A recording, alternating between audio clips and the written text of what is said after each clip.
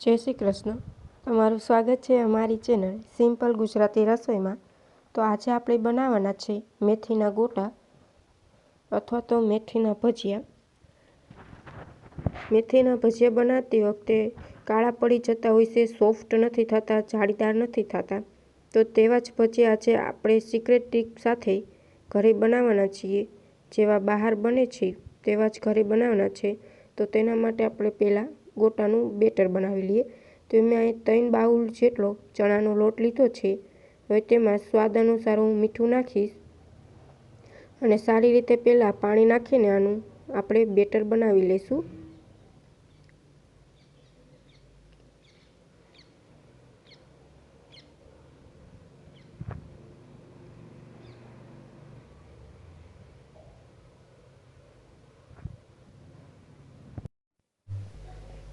આપણું બેટર સારી રીતે બની ગયું છે. તમારે બેટર આવું રાખવાનું છે ચણાના લોટનું. હવે તેમાં આપણે ભજીયા સોફ્ટ અને જાળીદાર બને તેના માટે મેં 1 ચમચી સોડા લીધો છે અને તેને એક્ટિવ કરવા હું 1 લીંબુનો રસ નાખીશ. લીંબુનો રસ તમે વધારે નાખશો તો તમારા ભજીયા સરસ સોફ્ટ થશે. તો લીંબુનો રસ તમારે થોડોક ઝાઝો નાખવાનો. હવે સારી રીતના બેટરમાં એને એક્ટિવ કરી લઈએ. આપણો સોડા એક્ટિવ થઈ ગયો છે. હવે આ ભજીયા બનાવવા આપણે તેમાં નાખશું ક્રશ કરેલું આદું. આદું નાખવાથી ભજીયામાં ટેસ્ટ બહુ સરસ આવે છે. અને લીલી ડુંગળી.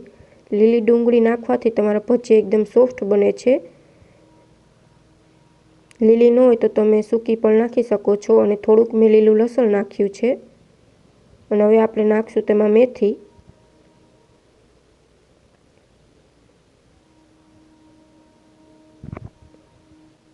અને થોડીક નાખશું આપણે કોથમરી, ધાણા ભાજી.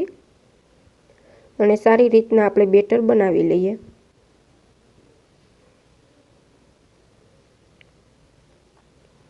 બેટર જેટલું તમારું સરસ હશે તેટલા જ તમારા ભજીયા પણ સરસ થશે. તો આપણે બેટર સરસ રીતે બની ગયું છે અને ભજીયા પડે તેવું આપણે બેટર બનાવી લેવાનું છે. અને આ ખાંડ નાખવાથી તમારા ભજીયા જે કાળા પડી જતા હોય છે જે તેલમાં, તે કાળા નહીં પડે. આ સિક્રેટ ટીપ છે. ભજીયામાં થોડીક ખાંડ નાખવાથી ટેસ્ટ પણ સારો આવે છે અને ભજીયાનો કલર પણ સારો આવે છે. તો આપણું તેલ આવી ગયું છે અને હવે આપણે ભજીયા પાડી લઈએ.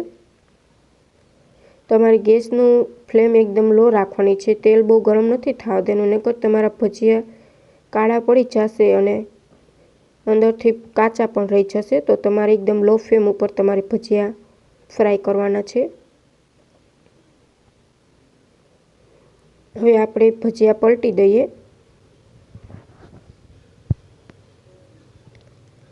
તમને જો અમારી રેસીપી ગમે તો ચેનલને લાઇક કરજો, શેર કરજો અને સબસ્ક્રાઈબ કરજો. અને કમેન્ટ બોક્સમાં જરૂર સજેશન કરજો કે તમને અમારી રેસીપી કેવી લાગી.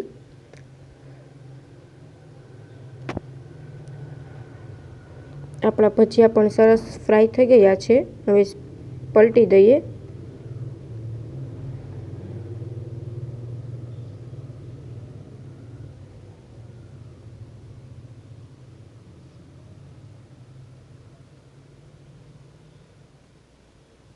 ભજીયા બનીને તૈયાર છે. હવે આપણે આને કાઢી લઈએ. તમે જોઈ શકો છો ભજીયા સરસ થયા છે ને કલર પણ કાળો નહીં, એકદમ સફેદ છે.